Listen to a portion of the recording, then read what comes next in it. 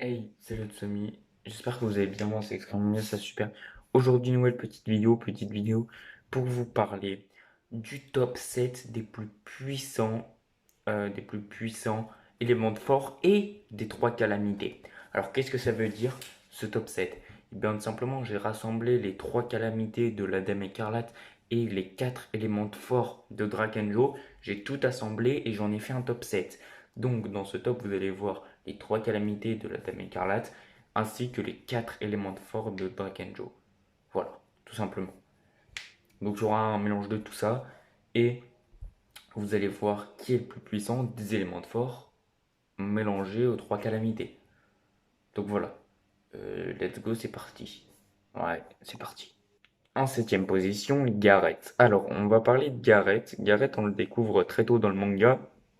Enfin, très tôt. Pas tellement que ça, mais on le découvre dans le chapitre 51 de Gareth. Gareth, il est très fort, mais faut pas abuser non plus. Il n'est pas non plus surpuissant.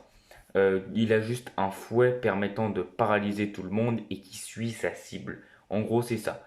Oui, j'ai un bouton ici. Là, vous avez posé cette question, c'est bon, maintenant on passe à autre chose. Donc, voilà, c'est juste un fouet qui permet de suivre tout, qui permet de suivre ses adversaires et qui peut paralyser tous ses adversaires. À part ça, Gareth n'a pas de particularité spéciale et il n'a pas d'autres techniques. Il est vraiment tout faible. Donc voilà, c'est normal qu'il soit dernier de ce top 7 en vrai, parce qu'il est tout faible, il a juste un fouet. Et voilà, même si Omura, vous allez me dire oui, mais Omura s'est fait capturer par Gareth avec son fouet. Oui, mais Omura n'était pas attentive. Donc voilà, Gareth s'est fait défoncer par Shiki en un seul coup. Ça aussi, je tiens à le préciser. Donc, à un moment donné, voilà, Gareth est largement dernier de ce top. Ça me paraît évident. En sixième, Daichi. Alors, Daichi, il est vraiment très ridicule, hein. C'est comme Gareth qui est le plus faible de ce top. Daichi, c'est le plus faible des éléments de fort. Alors, c'est pas le plus faible du top, mais c'est le plus faible des éléments de fort. Ça me paraît évident, hein. Daichi, il est pas fort. Daichi, son Nether Gear, c'est juste un Nether Gear de merde. On va pas se mentir. Certains vont dire oui, mais c'est original et tout. Non, c'est un Nether Gear de merde. C'est nul son Nether Gear. Il est acheté, excusez-moi de m'énerver autant. Mais il est claqué au sol, son Nether Gear, vraiment. Son Nether Gear, ça permet juste de faire pousser des plantes sur les gens pour pouvoir les capturer. C'est de la merde. Enfin, faire pousser des bouts de bois et des plantes sur les gens pour les faire pour les torturer. C'est de la merde. Donc je pense qu'il aurait quand même vaincu Gareth, mais de très très peu quoi.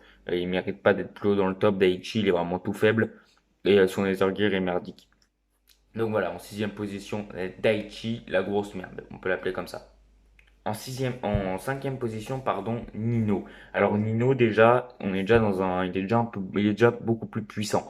Nino, il peut faire apparaître des points derrière son dos, 4 précisément, et la puissance de ses points est incroyable.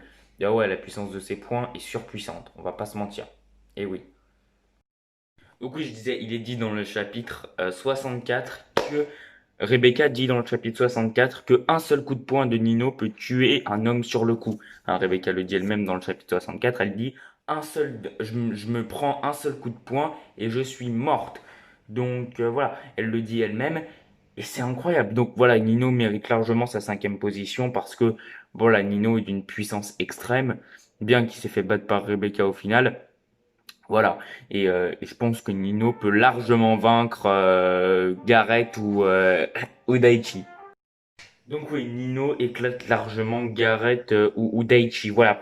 On passe donc à la quatrième position avec tout simplement un élément de force cette fois-ci et pas du tout une calamité. Et c'est faux, tout simplement. Non, on passe à la plus puissante des calamités, tout simplement Baku. Voilà, et non Baki. Voilà. Alors, Baku, il est d'une puissance extrême, hein. Il a failli vaincre Arsenal, bon, même si Arsenal l'a défoncé. Mais Baku, j'allais dire Baki. Baku a quand même bien mis Wise en galère. Alors, pas autant que Laguna, mais quand même. Alors, Baku, il est d'une puissance extrême, hein. Il va très très vite. En plus, sa hache est capable de tout découper. Voilà. Donc bref, voilà, Baku en troisième position est totalement mérité. C'est totalement mérité cette troisième position. Il dégage Nino, je pense. En plus, on a la preuve. Oui, je disais, on a totalement la preuve, je crois, dans le tome 6, page 86, dans le tome 6, page 86, on a totalement la preuve, puisque tout simplement, on a Xiaomei qui dit en fait, bah, tous les personnages du Battle Colosseum, ils sont de plus en plus forts en fait. Et donc, bah, techniquement, vu que Baku, ça représente le chien, et que le chien était le dernier du Battle Colosseum, alors Baku est le plus fort des trois calamités, puisque chaque personnage du Battle Colosseum, on le sait, est lié à tout simplement une des trois calamités. Étant donné que le chien du Battle Colosseum est le plus fort, puisque c'est le dernier à être arrivé en dehors de Valkyrie, alors bah, Baku est le plus fort des trois calamités. Donc Baku mérite largement sa quatrième position. Il éclate Nino, il éclate Daichi, il éclate Gareth. Ça me paraît évident. Et on passe donc à la troisième position. C'est parti. Voilà. Donc en troisième position, on a Faye, vous l'appelez comme vous voulez. Alors Faye, en vrai, au début, je pensais que c'était le plus faible des éléments de fort. Quoi, je donne mon avis, c'est tout. Donc, Faye, on va l'appeler Faye juste pour te relouter. Donc, Faye, en troisième position. Alors, au début, Faye, je pensais que c'était le plus faible des éléments de force. Je pensais qu'il pouvait juste tirer au sniper. Super. Mais en fait, pas du tout, hein. Il peut se transformer en feu, en flamme. C'est pour ça qu'il peut passer dans des conduits. C'est pour ça qu'il peut passer dans des conduits à aération. Il peut mettre son corps en flamme. Il peut mettre. Enfin, c'est Natsu en gros. C'est Natsu en beaucoup moins puissant. Mais voilà. En gros, c'est ça. Il a donné énormément de mal. Il a donné énormément de mal à Armit et donc il mérite largement cette troisième place. Il éclate tout le monde qui sont en dessous, c'est-à-dire Baku, Nino, Daichi ou même Gareth. Voilà. Bref, donc en troisième position, Faye ou Faye, vous l'appelez comme vous voulez. Donc voilà. Bref, en troisième position, Faye. Et voilà, c'est tout. On passe à la deuxième position, qui n'est autre que Laguna. Alors Laguna, il est en deuxième position, il mérite largement. Laguna, il est surpuissant, il a une puissance incroyable. Déjà, Laguna, si Armit n'avait pas intervenu, aurait défoncé, Arsenal, aurait défoncé Wise. Ce qui n'est pas le cas de Baku. Baku a perdu contre Wise, alors que Wise n'avait aucune aide. Alors que là, dans le combat face à Laguna, qui se déroule, je crois, dans le chapitre 93-94, je sais plus trop, et bah, Laguna aurait gagné si jamais Armin n'était pas intervenu. Ça, je tiens à le répéter. Pourquoi t'as refait? Allez.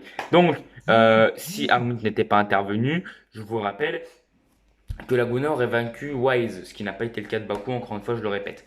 Donc, pour moi, Laguna mérite largement cette deuxième position. Déjà, Laguna, il maîtrise l'eau, il maîtrise toutes les techniques d'eau et tout. Il a même une épée en forme d'eau. Et toutes les personnes qui pleurent devant lui se transforment en eau. C'est pas trop puissant. Même quand tu bailles, bah, tu te transformes en eau. Quand tu pleures de joie, tu te transformes en eau. Quand tu pleures de tristesse, tu te transformes en eau.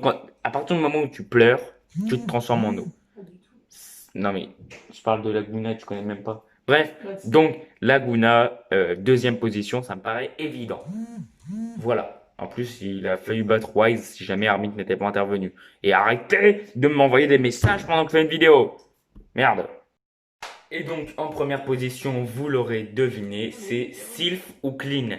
Vous l'appelez comme vous voulez, vous l'appelez Clean ou Sylph, c'est comme vous voulez. Clean étant son nom, son vrai nom, et Sylph étant son nom de code. Alors, bon, c'est la plus puissante de tous, que ce soit des calamités ou des éléments de force, c'est pour ça qu'elle est première de ce top, évidemment. Elle mérite largement la première place de ce top, étant donné sa puissance. Déjà, elle maîtrise le vent absorbateur, donc c'est tout simplement l'inverse du vent de Jin. Jin étant plus puissant que Klin, je tiens à le préciser. Mais du coup, Sylph peut donc absorber toute chose avec son vent. Elle peut absorber toute chose avec son vent.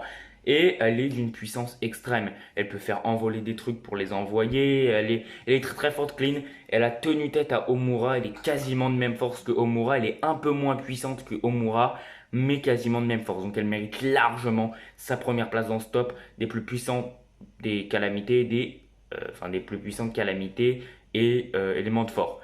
Bref, du coup, si cette petite vidéo vous a plu, bah, vous savez ce qu'il vous reste à faire, un peu plus d'abonnement, commentaire. Et puis voilà. Sur ce, moi, je vais vous dire, ah oui, me suivre sur Insta aussi. Et sur ce, moi, je vais vous dire à bientôt pour de nouvelles vidéos. Puis voilà, à plus. Ouais, comme d'habitude. Salut.